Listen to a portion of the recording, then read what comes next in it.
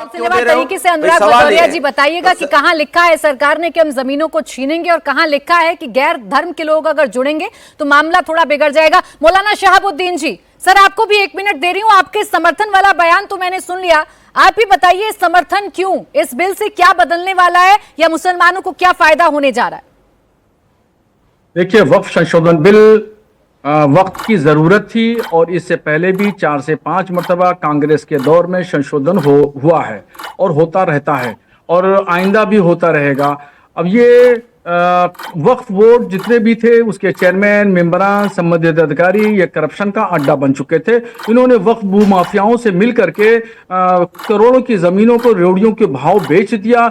अब ये वक्फ संशोधन बिल जब आएगा, इसको अमली जामा पहनाया जाएगा तो इससे बहुत सारा करप्शन रुकेगा और जिस जायज मकसद के लिए, खैर के काम के लिए, फलाह व रिफात, जन कल्याण काम के लिए वाकिफ ने जमीनें वक्फ की थी, उसकी होने वाली आमदनी गरीब, कमजोर, लाचार, यतीम, बेवा मुसलमानों पे खर्चा होगी और उस आमदनी का सही इस्तेमाल होगा और भू माफियागिरी खत्म हो जाएगी, करप्शन खत्म हो जाएगा और जायज कामों के लिए खर्चा होगा और गरीब मुसलमानों की तरक्की होगी, फलाह बहबूद होगा और विकास के काम होंगे, स्कूल, कॉलेज और मदरसे, मस्जिदें बनेंगी, गरीब मुसलमानों को फायदा होगा। अब मैं चर्चा को ओपन कर देती हूँ, पूरा समय आप सभी को मिलेगा। अतीकुर रहमान जी, लौटकर आपके पास आ जाती हूँ क्योंकि आपके 1 मिनट में जिन शब्दों का इस्तेमाल आपने किया वो नियत थी। प्रधानमंत्री नरेंद्र मोदी पर शक था, भारतीय जनता पार्टी के लीडरशिप पर आपको शक था, किसी नेता के बयान पर आपको शक था, लेकिन इस बिल में ऐसे क्या बिंदु हैं या इस बिल में ऐसा क्या लिखा है जिससे मुसलमानों को ठगा जा रहा है,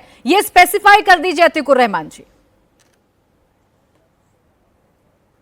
जी प्राची जी, सिर्फ 2 पॉइंट आपके सामने रखना चाहूंगा मैं। इस बिल के अंदर एक पॉइंट है जो कहता है no suit appeal or other proceedings for the enforcement of any right on behalf of the waqf which have not been registered shall be instituted, commenced, heard, tried or decided by any court after 6 months of the commencement of this bill। यानी कि कोई अधिकार नहीं बनेगा मुसलमानों को और सरकार आपकी जमीन को जब्त कर लेगी। ये अगर प्रावधान आज भी मौजूद है, कल सारे अमेंडमेंट्स करने के बाद भी, तो इसके ऊपर हमको पूरी तरह से शक है कि सरकार की नीयत खराब है। सेकंड पॉइंट, प्राची जी, अगर आप चाहती हैं कि मुसलमान इसके ऊपर भरोसा करें, सबसे पहले बगैर कोई वक्त गवाए अलीगढ़ मुस्लिम यूनिवर्सिटी, एक बिल्डिंग, एक यूनिवर्सिटी, यहां पर दावा क्या किया जा रहा है कि बहुत सारे स्कूल्स, कॉलेजेस, अस्पताल बनाए जाएंगे। मौलाना साहब ने कहा कि मुसलमानों के लिए बहुत ज्यादा पैसा आने वाला है, तरक्की याफ्ता हो जाएंगे सारे मुसलमान। अरे एक कॉपी मेरे पास है, जो संशोधन की कॉपी मेरे पास है, इस बिल को मैंने बहुत बार पलट कर पढ़ा।